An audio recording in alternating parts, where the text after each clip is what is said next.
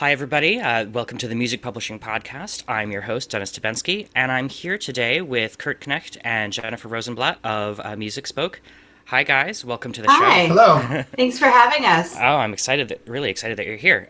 So tell me or tell, I know who you are, but why don't you tell listeners who you are and what you guys do and all the cool stuff. Why don't you go first? So I'm Jennifer Rosenblatt. I am the CEO and co-founder of MusicSpoke. MusicSpoke is a marketplace for artist-owned sheet music where composers retain their copyrights and they earn the majority of the money from the sale of their music. And if for those listeners out there who are familiar with Etsy, we have basically built Etsy for composers. Nice. Tell them about your business background. Oh, Yeah. I have another business too. For 5 years, I built a marketing services company, won an SBA award and a chamber award, and I sold that recently so I could be all in with MusicSpoke now. And I've been part of an accelerator, I've been part of an incubator, and some other stuff coming up that I can't talk about yet. Nice. Yeah. And I'm Kurt. I'm a composer and organist, keyboard player in general. Right now, I just gave up all of my other jobs to become organist at St. Paul's Episcopal in Kansas City so that I can focus the rest of my time on MusicSpoke. So I had a long history with traditional publishers and eventually got frustrated enough with it that I wanted to fix the problem for myself. And of course, my wife, who's an entrepreneur, said, we don't need to just fix it for you. We need to fix it for everybody. Essentially how MusicSpoke came about was I saw a lot of the younger generation,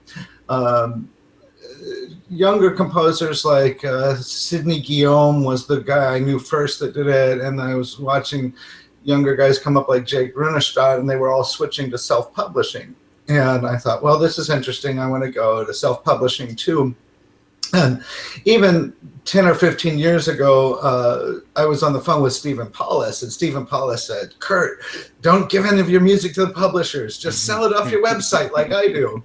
And I was like, but you're Stephen Paulus. And so people are like going to your website. They're not coming to my website at all, at least to the same degree of frequency. And Jennifer said, we need to fix this problem, and not just for you. We need to fix it for everybody. The central problem being, and if people are unaware, on the sheet music end of publishing, if you go with a traditional publisher, you're going to get only 10% or less of the sales. You're going to The revenue from the sales. You're going to get 10% or less. Sometimes if you're splitting the money with a poet, it's 5%. Some contracts I've seen as low as 8%. And I heard the other day just of a composer that was getting 2 or 3% of the sales. You have to give up your copyright as a composer, which is unbelievably maddening. So I have music that I've written that's dead to the world now because the publisher won't print it, but they won't give me the copyright back. So it's just gone. And if somebody orders it, it's just out of print and there's no way that you can get it.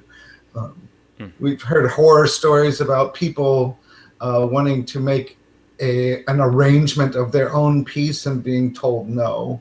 And the final problem is they don't tell you who's buying your music. Yeah, it's very frustrating. Yeah, I've always been frustrated with the idea that there's such a wall between the people who write the music and the people who buy it when you're through that traditional publisher. And yeah, I really like your model. How long have I been with MusicSpoke? Since November, or less than a year, right? We can't keep track of those things. Yeah. I can't keep track of it either, and it's just me. I can tell you that we actually launched. We were part of an accelerator in Lincoln called the N-Motion Accelerator, which is a very intense 90-day startup program, and we launched really at the end of July in 2014.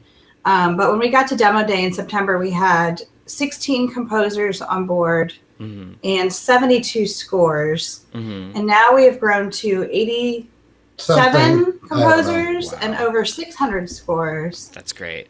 Yeah, in just 2 years. So it's really, and especially now, really snowballing and growing rapidly. Yeah.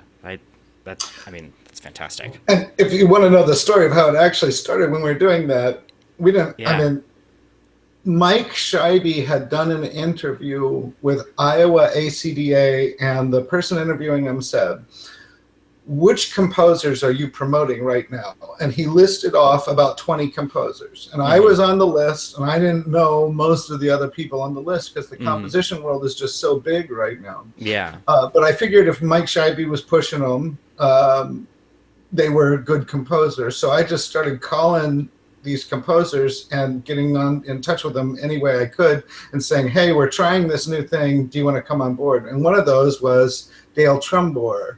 She was on that original list. I didn't know Dale at that time, and she's the way we got to you. Because, yeah. Because Dale's wonderful in every way. Yeah, she's fantastic. I know, and a really good composer. Really good composer. Absolutely. Yeah, that's cool. So it's a relatively new company, but you've grown pretty quickly. So what are your well, I guess what are your I know what they are. Can you talk a little bit about the terms of your arrangement with composers, like your take, and I think most importantly, what does it cost to join the service? Right. So again, basically our problems that we solve problems for composers, like largely. That's kind of what we focus on. And we believe that it's the right thing to do to give the money back to the content creator. And, another funny thing is talking about Kurt's published music, I can go into sheetmusicplus.com and I can make an affiliate account and I can earn 15% off of everything that gets sold through the link that I create. But Kurt still only gets 8%. Yeah. Right? So I can earn twice as much money as the content creator. Yeah. Just by making a link on a website. There's just something fundamentally wrong with that. Yeah, absolutely. And so what we've tried to do is turn the tables. So one, as I mentioned before, composers retain their copyrights. We do not take intellectual property rights. We also do not take performance, mechanical, or synchronization rights. Everything is retained by the composer. So that's more money right there. Yeah. We also pay the composers, and depends on the split, but we keep a 30% transaction fee, and everything else goes back to the artist. So whether it's split between the composer and the poet, or there's a conductor promoting it, however that 70% gets split up, it goes back to the artist. We feel like the majority of the revenue should go back to the artist. And being a marketplace model like Etsy, like eBay, like Amazon, direct publishing, like iTunes, this business model has already been proven. We're just taking this business model and bringing it into a new industry. And then the other thing we do is it's that transparency. So when a purchase is made, composers get an email right away that say, "Congratulations, you made a sale." And it gives them the name and the email address of the person who purchased the score. And that, as a composer, helps you reach out and say, "Hey, thanks for buying my music. Hey, do you have any questions? Do you want to do a Skype session? I'd love to do a rehearsal with you." And it fosters that relationship that can also ultimately lead to commissions down the line. But a greater sense of community. Why, like you mentioned before, that wall between, you have the content creator and you have the end user, and there should not be a barrier in between the two. Those should be connected. Yeah, absolutely. So I just lost what I was going to say. But to join the service, I think one point to say, unlike other services. Yes. So I will preface it with this. So we are still in a mode of being selective on who we allow onto the platform. But there are no no cost to join. Mm-hmm. There are no upfront fees. There's no per score fee. There's no annual fee. And we just lost you. Can you still see us? I can hear you, and I see you a little bit. We may have a hiccup here, but we'll get through it. We'll just keep talking. Yeah. Yeah. So there are no additional fees. Like literally all that we keep is a 30% transaction fee at the time of sale. And we felt like, again, this was important because we're still relatively new and we're still building out this model and proving this model that, you know, if everybody bands together, we can create enough marketing and traffic and interest to rival the big guys. And so we felt like it should not be an upfront cost to the composers while we test this out. Yeah, I've seen other services like was it Subito, it's 50 a year, and JW Pepper is 100 a year, I think. Right, something like that. Yeah, and I find I'm sorry. I just find it a little bit. I know that they're a tried and true platform, and there is a way to waive those fees if you have a certain level of sales. But for me, I find at this point, it's a little prohibitive.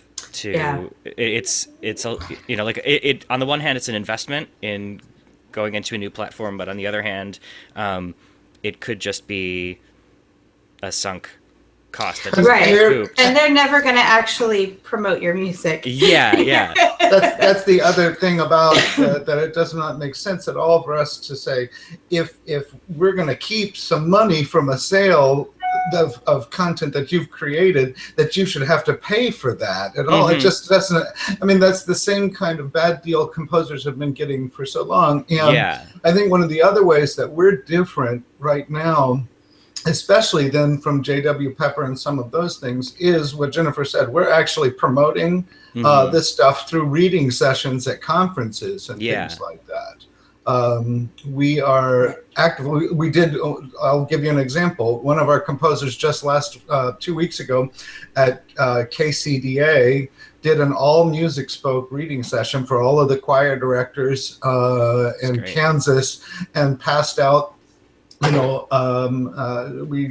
passed out 120 copies of sample copies, perusal copies of things to conductors in that state, and we're already seeing the sales from them. That's great. Not only that, but we've had conductors starting to come on board to help us promote.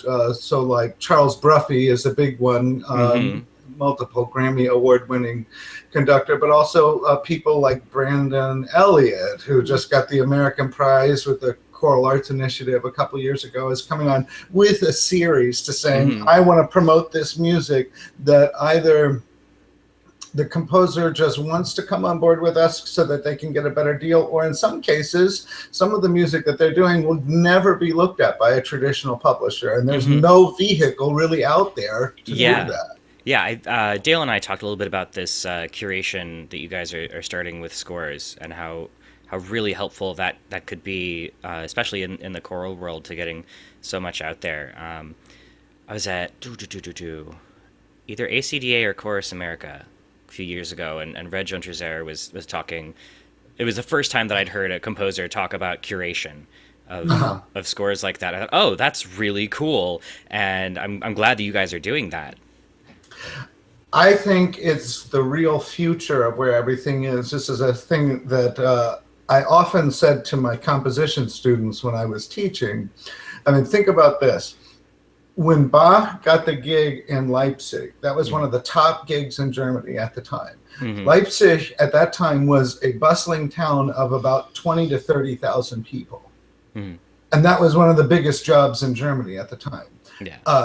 I have more YouTube hits than heard Bach's music in his lifetime. And I'm not in that same league. There are more people writing more good music now than at any time in history. So the real future is going to be finding a way to curate that. And one of the sort of guiding principles we've used from the beginning is to say, we're always going to encourage people first in any way that we can to buy from those people that are writing around them. So when we do a Kansas reading session like we did last week, it was primarily focused on composers within that state and states connecting to that state. Yeah. There's some exceptions to that, but that's kind of our guiding principle, is to say, we want you to get to know the composers that are writing music around you and do that music. Nice. That makes me think that I need to put you in touch with the Illinois ACDA folks. Because I know some of them, and I know they like new stuff. So I'm making a note of that now. Cool. So you have how many composers again? Did you say, like 87? I think we onboarded number 87 yesterday. We actually have more on the waiting list, but since we've moved recently and we've traveled, we've had a few conferences. Yeah. We have a little bit of a backlog right now that we're working through. Yeah, so I can imagine. Yeah. I also I love that you guys go to conferences and you have your booth and you're promoting. And we're the purplist. Yeah.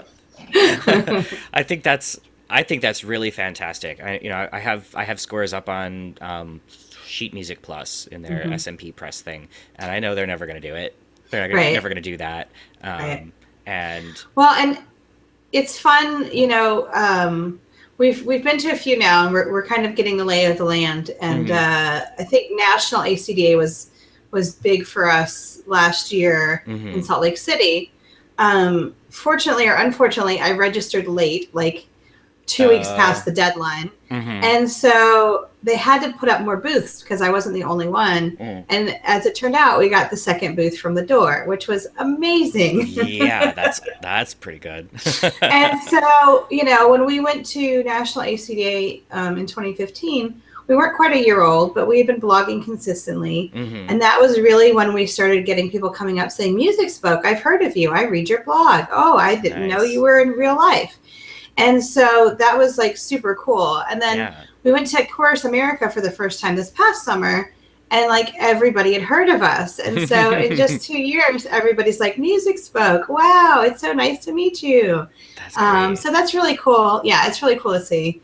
And it's fun to be out there. And we're kind of like the only booth that's not actually trying to sell you something at these things, because we're really just trying to generate awareness for the problem and awareness for how we solve the problem in the industry. Yeah. And we have lots of free swag that we give away, which is always popular. Oh, yeah. And it's only been the last two conferences we've actually taken printed copies of scores to sell, just because people still like to leaf through them and buy them, even though they can have the full perusal score on the website, on their iPad, whatever. Jennifer always cracks up because they're always up there. They air conduct. Have you ever seen this? Oh, yeah. They get the score and they air conduct like that. That helps them audiate it somehow. I can't speak to it. Here's my secret. I am not a musician at all. I don't sing. I don't play. Nothing. I'm the business end of the business. And so when I see that, I'm thinking, like, if you can't already hear it in your head, waving your hand over the score is not going to help you. And you have no business doing this. But that's just me. I mean, somehow that sells music sometimes if they can have a physical copy and wave their hand around it. Oh, yeah. All of a sudden, they want to buy it. And so we just actually have that as a drawing in point to draw people into the booth. If they're going to come in and they want to touch the paper and they want to talk about it, then we can start to talk to them about, well, what is MusicSpoke? Have you heard of us? Did you know? And the other reason that it helps us is the world is changing very quickly, but some older people don't quite understand it all yet. And so the first time we went to a conference, nobody understood what we did. It's true. Yeah. Nobody understood what we did because we're selling sheet music, and everybody's like, well, where is it? And we had iPads and we had laptops and we had these purple headphones for listening stations. We were setting it up and like people, the Apple Store. Yeah, and people kept walking by saying, what does your app do? And we're like, we're not an app. We're music. Come listen. And they didn't get it. We're too far ahead of our time. Yeah, I can see that being a barrier to certain people understanding, and also that there is something about, I think for some people, really having that tactile Yeah. experience of holding the thing. Now, you guys your plan, I'm assuming, is to be digital only and not do print at all, or is that maybe down the line? So Also, I think that I think we're dealing with a very outdated industry here, and it's Mm-hmm. taking baby steps to move baby steps in this industry. And Mm-hmm. so when we first launched, because of my other business, it was in marketing, I have a background in design and print as well. Mm-hmm. When we first launched, I thought we would have pushback on just having digital downloads, because Mm-hmm. that's everything we first launched, just digital downloads. But nobody had a problem with it. Then we got to a point where this past year, May, we got a piece on the Texas All-State audition repertoire, Mm. which is pretty amazing. Yeah, Which means that we sold 12,000 copies in one day. that's fantastic. Yeah. Okay. But now we're dealing with government bureaucracy. And so, like, Mm-hmm. because there are 1,200 school districts in Texas, to be a vendor for a school district in Texas, you have to be an approved state vendor. And to be an approved state vendor, you have to pay your $70 and wait till a bid comes up and win that bid. Mm-hmm. So you can't just do it overnight. Mm-hmm. So we actually had to work with the 6 brick and mortars on the ground that were already approved vendors. Mm-hmm. And so even though we eventually cut out the middle heavy distribution system, we've had to work with the distributors as well. Mm-hmm. And then we did a print run of 15,000 copies in this particular case. So again, I think that things are baby steps to move baby steps. And because we can do digital print on demand, if I get an order for 260 scores and they want them printed, I can print and ship them. It's not a big deal. But ultimately, the goal is just digital downloads. Mm-hmm. Yeah. Nice. Were you going to say something? no, I mean, I think composers are largely unaware that there's this whole system and where everyone's taking a piece of it, and every hand that touches your music, they're taking a little cut of it, or sometimes quite a large cut. Mm-hmm. And it's completely, the rules like she was talking about for Texas are completely different in a state like Kansas. And Right. there's this whole network going on. So in Texas, we had to do a print run and work with the distributors in order to get the piece out there. In Kansas, we do work with a distributor. 2 distributors. 3, actually. But in Kansas, the schools are allowed to just buy from us directly. So some of them skip that distribution thing and just order the digital, the PDF. So we have a piece on Kansas All-State, and we've seen like about half of the sales came from online digital downloads and half of the sales came from print run hard copies through a distributor. So the issue of emailing a PDF. Yeah. I have purposely avoided talking about this. I'm just going to give a little bit of background for me. I've purposely avoided it until now, but I think I built a business a couple of years ago called New Music Shelf that is similar to what you guys do, but it has been suffering from benign neglect for the past little while. So I've put a moratorium on new works and new composers for now. I just sort of pay people when it's time to pay them. But yeah, I had a lot of questions about, are you going to do print? Are you going to do print? But the biggest barrier that people had to joining it when I was really, really active with it was email. What happens to the PDF? Like, is there a limit on how many times you can print it? Is there, like, what sort of protection do you have? And I think there is a lot of fear around that. I had one composer who came on, put one piece with a really weird instrumentation on the site, didn't make any sales because she didn't link to it from her website, and then had one of her, I'm assuming, Luddite friends say, well, what if people start emailing it? It's like, and so she pulled her, she said, please take me off the site. I was like, oh, I didn't fight her on it.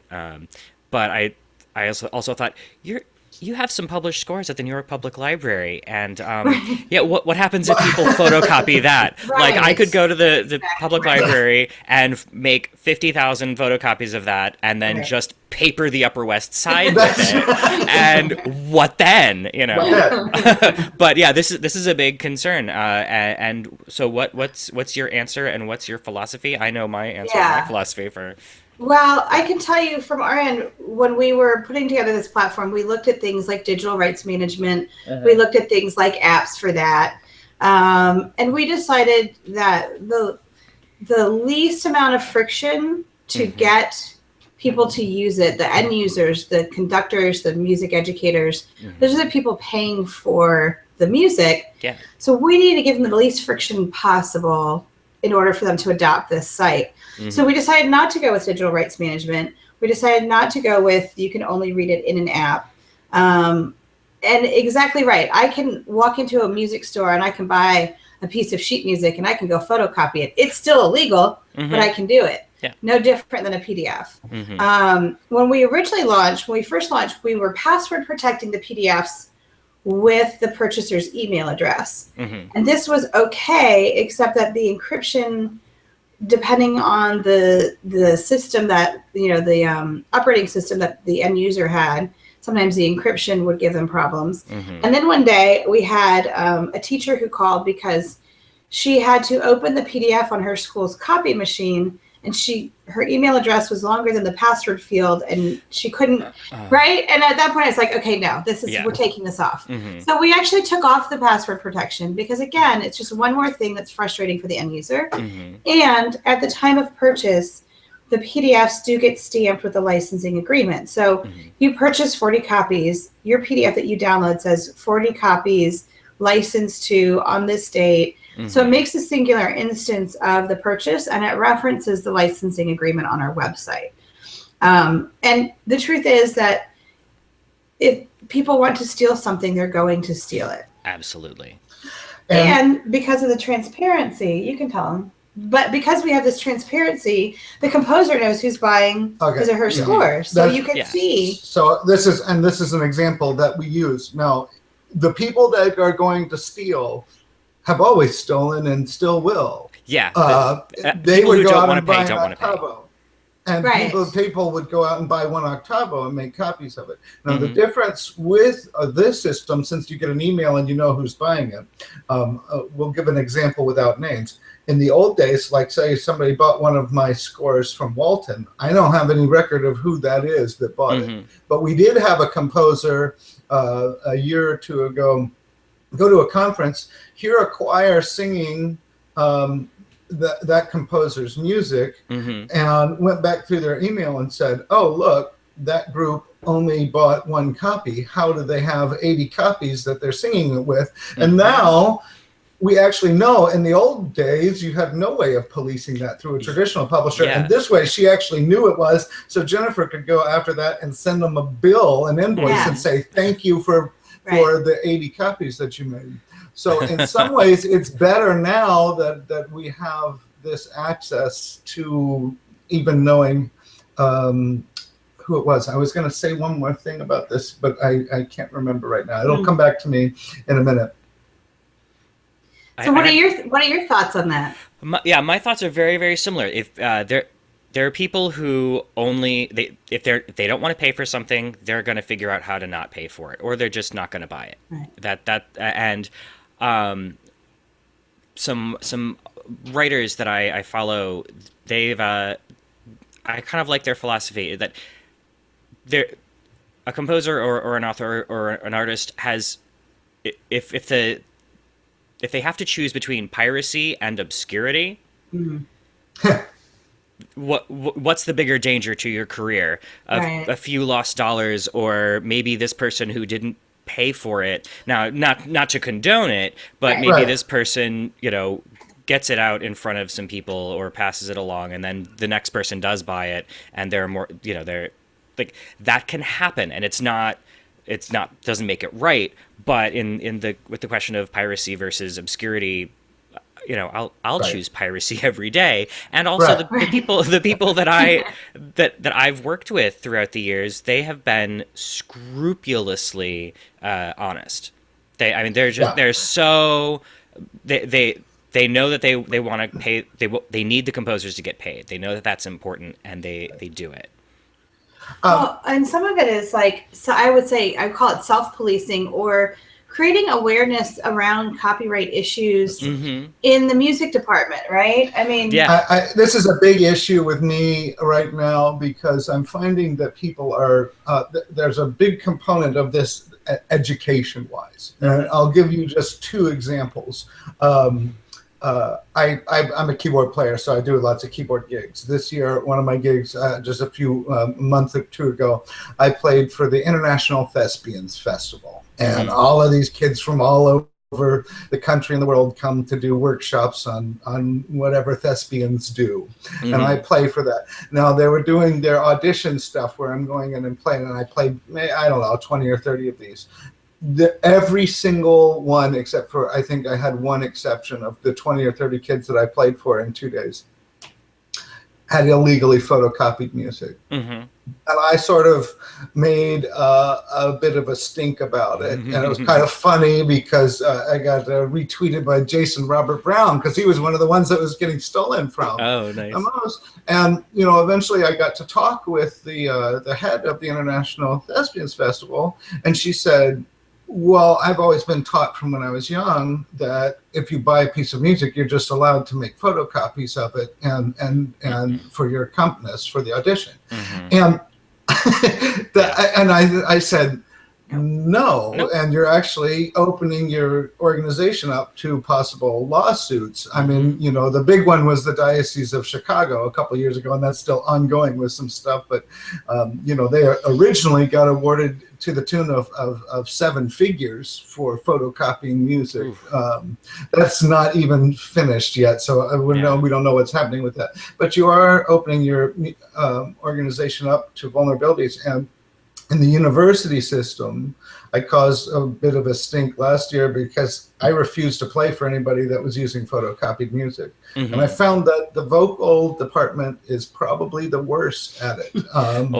They just buy anthologies or buy copies of operas or whatever and just photocopy for their students out of it year after year. And I understand why, because people want to write their IPA on it and they want to do all that. But we have to come up with a better solution than stealing.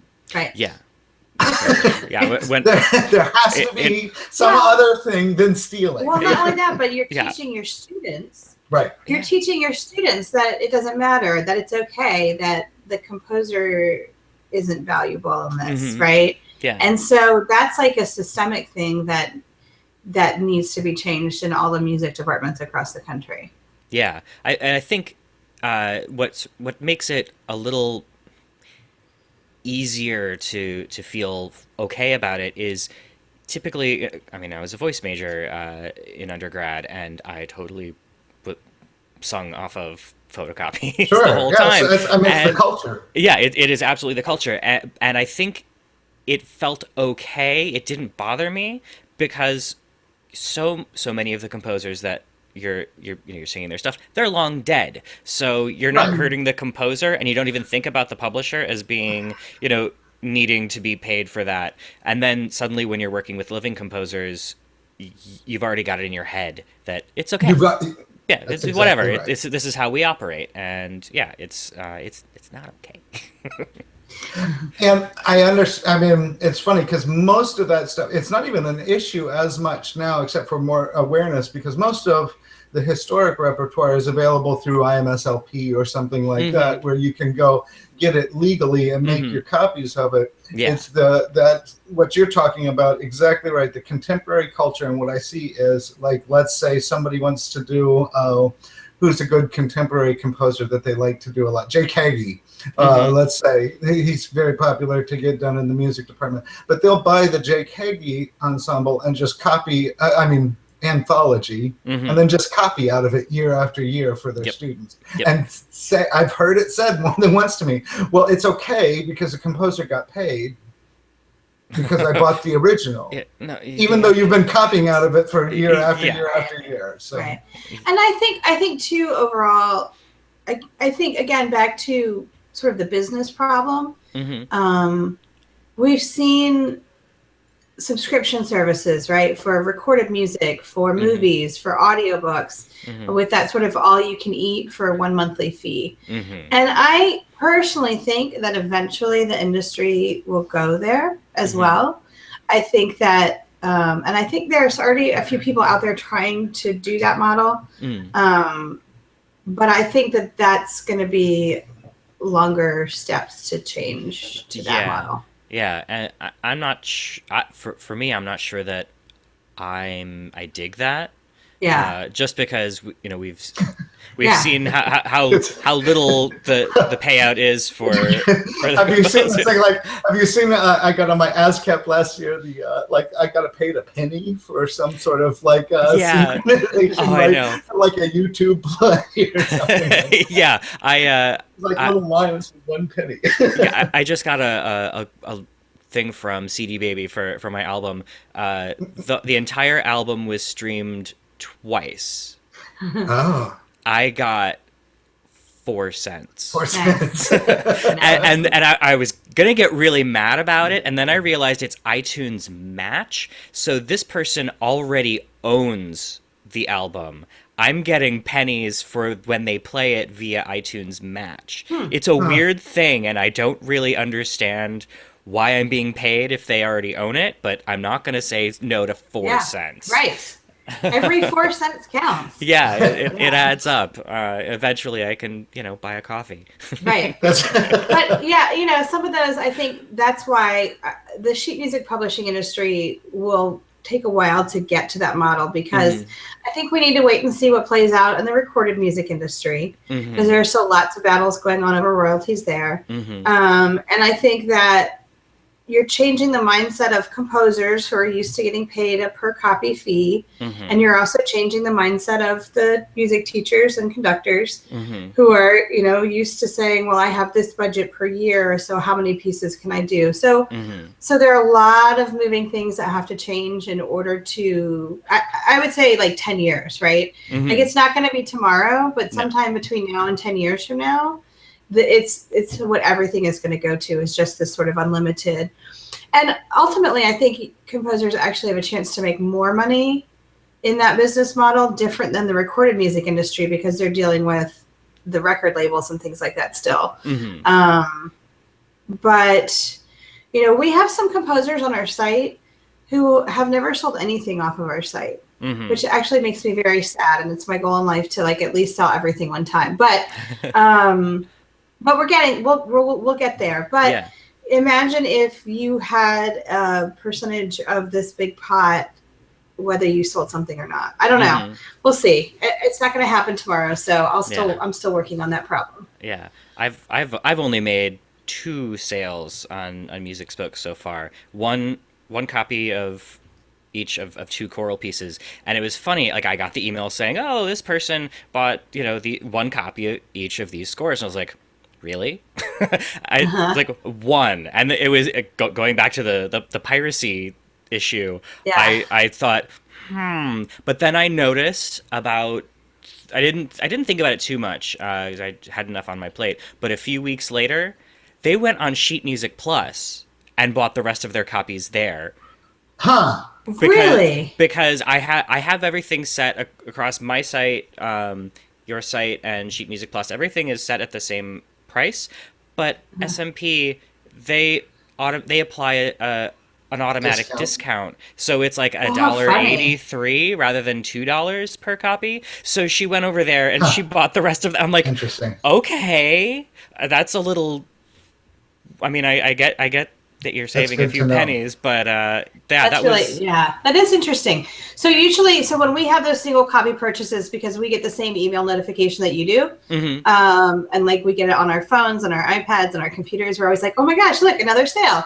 But anytime we have those single copy purchases, we also follow up with each one of them individually. Nice. So we email them directly and say, hey, thanks so much for your purchase. Notice you bought one copy. Let us know, is this a perusal score? Is this for a festival? And if you need to purchase additional copies, we'd be happy to help you. And most people respond to us and say, I'm an RNS chair for this, or I'm planning, I want a perusal score to take to the piano. And it's like, again, back to that piracy thing. Some platforms have a minimum purchase amount, 5 scores minimum. And even though, again, on our site, you have access to the full perusal score, there is nothing blacked out. Some people still want to buy one perusal score, take it to the piano, mark it up, take it to a committee meeting and pass it around, and then come back and purchase additional copies. And so, again, we decided to remove as much friction as possible for that end user to be able to adopt this platform. So most of the time people respond to us and say, yeah, I'm going to program this for a festival. And yes, I need to purchase another 40 copies. Can you help me with that? Or it's something as weird. I had one last night because I had a performance last night in Colorado, and there was a single purchase, and I did our normal follow-up and said, hey, what's the deal with the one purchase? And the guy said, we ran out of copies in the choir. I was an extra person on the choir, so I just ran on the site and printed up a copy for myself to sing. Yeah, right. So cool. Yeah. I didn't tell you that. Yeah. You're going to talk about how to run a business with his spouse. Don't do it. Don't do that at all. Don't. Yeah, you're in the office together all day, and then you're. Oh yeah, you don't get to complain about who you work with anymore when you come home or anything like that. It's terrible. It's pretty bad. We had to make whole new rules of communication when we started this. So, it was bad. We almost 4 days. It was 4 days in. 4 days into the accelerator program. And we came home and I said, I'm done. I'm done. We're not going to build this company. We're not going to do this because we're not going to talk to each other like this. And I'm not going to feel like this every day while I'm trying to conduct. I'm going to go back to my other business now. And we're just going to leave it at that. Or we have to figure out how to do this. Yeah. I can totally see that being absolutely necessary. It's still a challenge. It is still a challenge. And part of that is because we're still bootstrapping this company, which means that when we were in the accelerator and motion, we got a little bit of seed funding, and then I was awarded a grant from the state of Nebraska to continue building out as a prototyping grant to continue building out the platform. But other than that, it's just the two of us, and all of the profits go right back into the company to get us to those conventions and things like that. And so while we're bootstrapping this, we don't have additional employees. So we might not all be on the right seats on the bus, but we do our best. Nice. So some days it's like, I hate my co-founder. What am I doing? And then, I'm like, what are you feeding me for dinner? I deal with the musicians and Jennifer deals with the business people because we found that I'm terrible. I'm terrible at dealing with this. Like the first time one of the distributors called us and said, we need 300 copies of such and such, and I need you to sell it to me at a 55% discount. And I said, I don't think you understand what we're doing here. This is about justice for composers. I'm not doing that. Goodbye. And I hung up. And I, of course, called them back and said, we'd be happy to work with you. However, we work on a different business model than traditional publishers. How about 15%? Great. Yeah. It's a little bit different. Yeah. Yeah. Oh man. One thing about the company that I think is sort of interesting, and I'm interested to know philosophy on this. So you guys, well, and I was just looking at the site the other day and saw some things. So I'm just going to ask, what's your pricing philosophy, your pricing your policy? That's a great question. Yeah, that is a great question. This has been a point of contention from the beginning. Maybe I should let you answer this one. Why is it a point of contention? Well, some of it's flexible because when we started off, I wanted to do everything at the beginning because I was always thinking of myself. I mean, I don't like to get pigeonholed, but I was always thinking of myself as basically a chamber music guy. And that's and always what I wrote more of. And then I got known for writing choral music, but I never sort of thought of myself as a choral composer. But when we started this off, we had to. They said you have to pick some place to start. You cannot start with everything and show. And they said, how can you get into the market as fast as possible? And I said, well, I can probably get into the choral world more quickly than anything else, even though I don't want to just focus on that. So we sort of have used some pricing guidelines that we found, like from the J.W. Pepper site, as we've expanded out. But with the choral stuff, what I would say is, answer that. Thank you. What I would say is, like, because we had to pick some place to start, and choral music was where we started. We looked at, the sort of average cost of scores ranging from $1.85 to $2.25, $2.50. And we thought about that in conjunction with the fact that these are digital downloads. We weren't printing and shipping, right? And so we settled on $2 a score for choral music because we didn't want to be like half price sheetmusic.com, right? It wasn't like cost of production plus markup. We felt that the music itself had inherent value and that if people want to do this music, they can pay $2 a score for it, whether it's digital or print, right? So that's kind of where we started. And then from there, since we have expanded and we are adding chamber music and organ music and band music and things like that, we've kind of made up some rubrics as we go along to figure out pricing. And that's something that, again, we're still so new. That's something that I'm sure that we will continue to test and iterate on as we go along and as needed. But we want to make sure that we're not undercutting the value of the music by setting a price on it that is based on production plus, right? Yeah. So yeah. There's one reason. Well, one reason I mention it is actually. We have a thing that we need to figure out with one of my scores. Kurt, you and I have gone back and forth a little bit about my cycle "And He'll Be Mine." Right. And so the way that you've priced vocal music and larger sets, I worry that I don't want.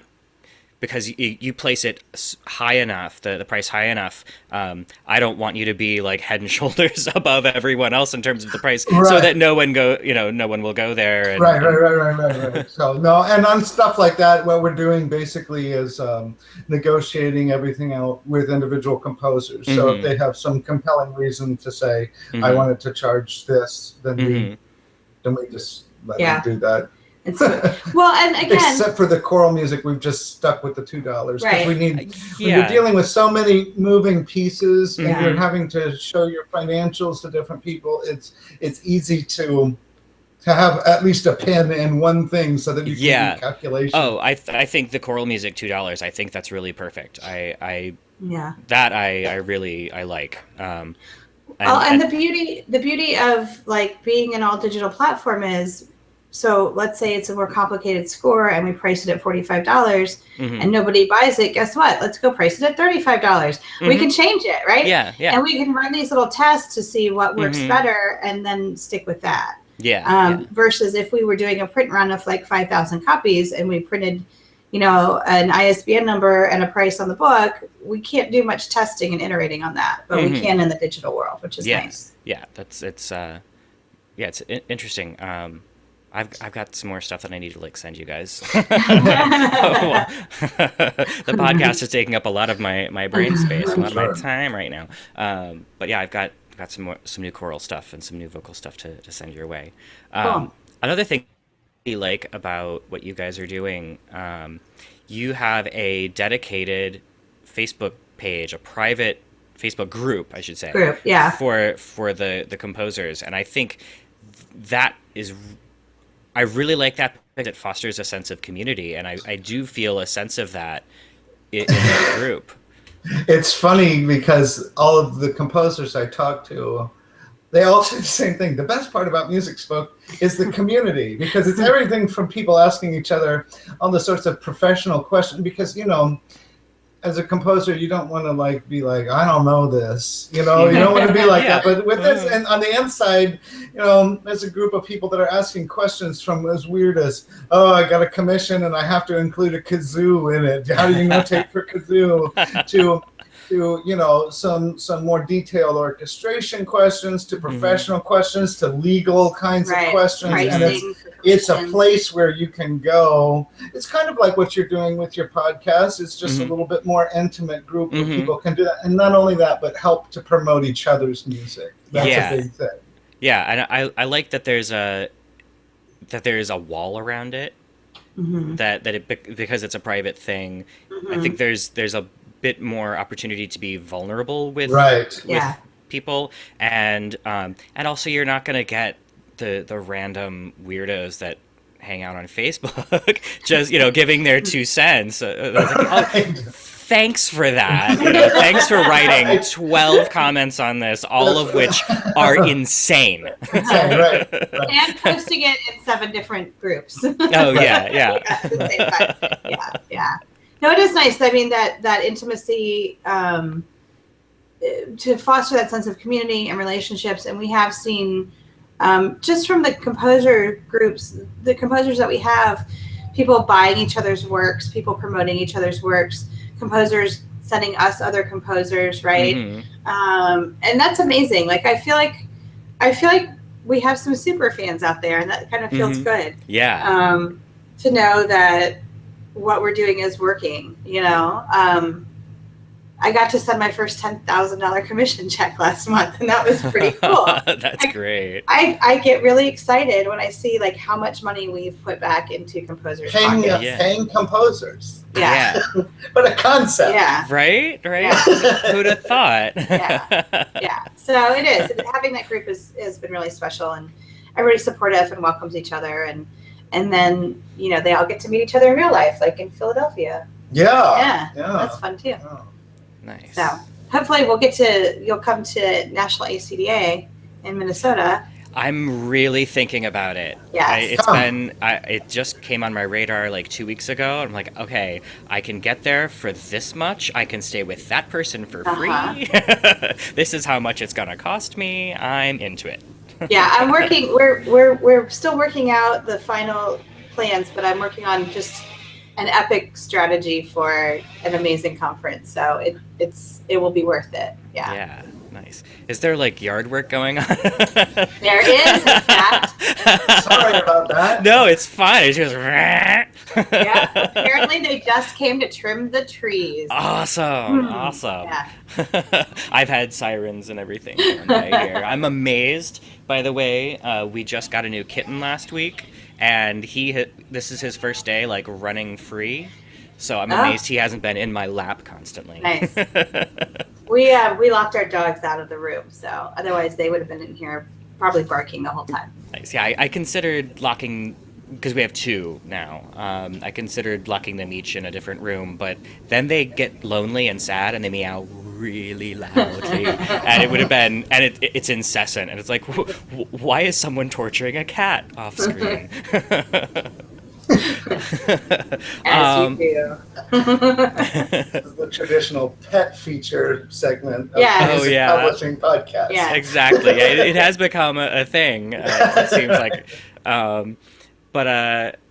so you guys. It seems like you guys are doing pretty well with the business. I mean, if you're writing a $10,000 check to a composer, that sounds Texas, right? Texas. Yeah. But yeah, I mean, things, like I said before, things are really snowballing right now. We're growing pretty quickly in terms of composers, in terms of number of scores, in terms of number of sales. We have pieces on Texas, Kansas, Kentucky, Georgia, New Mexico. What's Paul Carey's piece on? Arizona, all states. Nice. Right. So And we've had pieces on so many reading sessions for the state ACDA conferences this summer, all over the country. Nice. So the more our music is out there, the more people know about us, the more people come to the site, the more they find more music. All of that stuff just builds and adds to the sort of virality of the platform itself. And it's largely because the composers are doing the promotion for us. Right. They are saying, I want to try to join with other composers and do some new thing. And so they're the ones in their state and region that are promoting each other's music. Right. And trying to help each other out in some way. We really pushed hard from the beginning on the choral thing. Like I said, we've now collected enough art song up there, and it's really good art song. There's a lot of really interesting stuff that I'm turning my mind to thinking about, well, how do we promote art song? You know, it's not quite the same thing, and there's not quite the same kind of market, but there are a lot of people that sing in voice departments around, and so I want to think about how to do that and then expand into every other area too. So. Yeah. Does Nats have a conference? They do, and last year, I don't know, they just started a national conference a year, was it last year? Because I played the first one. That was in Greensboro. North Carolina? Yeah, and then this year's was in Chicago, but I didn't go to that one. But I can tell you that Graphite went, or Independent Music. I'm sorry, it wasn't Graphite. It was Independent Music Publishers, the Abby Bettinas and and all of those guys. They went and did a booth at National Nats. Nice. Or maybe some sort of session. I'm not sure, but I don't know if that's the best way to do art song or not. I'm gonna have to, having been to that convention. I've not been to that one yet. Well, it's very new, you know. So we're just gonna have to find other streams. Yes, we'll have to have other streams to promote art song. Yeah. But so. Nice. And you've been I've watched you guys branch out from, I think it was just choral and piano and maybe even art song, and now you've got chamber and you're some orchestra, adding stuff as we go. And we have organ music in case you want to perform the recently commissioned work for the 60th anniversary of the Organ Historical Society by composer Kurt Knecht. I don't think it's up on the site. Well, if you're dying for it, just email us and we'll find it. Yeah. Nice. Cool. Well, we're coming up on the hour mark here. Is there anything else that you want to tell composers about, tell performers about, things people should know about MusicSpoke?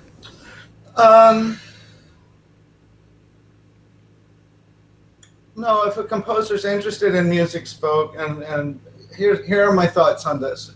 Even if you're with a traditional publisher, you're always going to write more than they can publish. Traditional publishers only do a couple things a year, and then you have this terrible in-between time.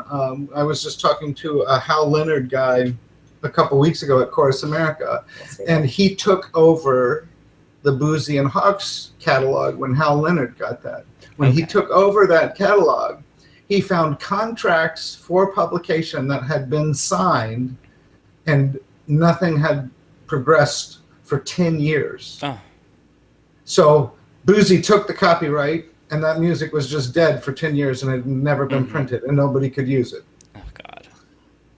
So we try to, especially now that we've moved and have gotten over a crazy summer, usually if you send us something, we're going to have it up on the site within 2 weeks. Normally, we've had a little bit of some bumps this summer because of traveling, but we're almost caught up. So we try to get your stuff up very quickly, and if you're interested in doing this, there's not only the fact that you'll write more than a traditional publisher will ever take. There's certain kinds of things that you will write that nobody's ever going to publish. For example, art song. I don't think you can get art song published anymore. I don't know. I mean, there are a few. Obviously, Jake Heggie does it, and some of Ricky Ian Gordon and some people like that get some art song published. But for most of us, that's not even an option that anyone's going to look at.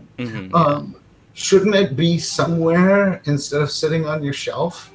I mean, we're at least has the potential to be looked at by somebody and purchased. Those are my thoughts on that. Yeah. Totally. And I would say too, you know, we're just over 2 years old. We're still considered in startup phase. And we're still running off of our MVP, our first platform that I built. So we are working on version 2.0, which will hopefully be done by the end of October. Nice. And so like any startup, there are some broken things on the website, and there are some things that don't work like they should, and there are some ugly things, and there's some things I hate about it too. We get it, and we really do appreciate all of the user feedback. A lot of these things are going to be fixed in version 2.0. We're going to have a more robust search capability so that you can search by the text, or not just the poet, but like by full text. Nice. And again, part of what we're doing is creating that Amazon-like platform where we have social proof. This comes back, I think, to that score curation. Yeah. We right now have the capability for people to go out and rate and review a piece. And the more that people do that, the more social proof is given to a score, the easier it is for other people to find it. So I would just add, go on the site, listen to some music, rate some scores, and watch for the launch of 2.0. It's coming soon. Yeah. Yeah. Cool. So you are MusicSpoke.com. We are. And is there anywhere else that people can reach you? Or Is there? Well, you can find us on Facebook at facebook.com/MusicSpoke. You can also follow us on Twitter at HearMusicSpoke. I believe that we are on Instagram and Pinterest and Tumblr. Yeah. And we have a blog that you should read and follow. You should follow the blog. And if you want to email us, you can send it to notes, NOTES, at MusicSpoke.com. And if you want to call us, it's 402-858-8191.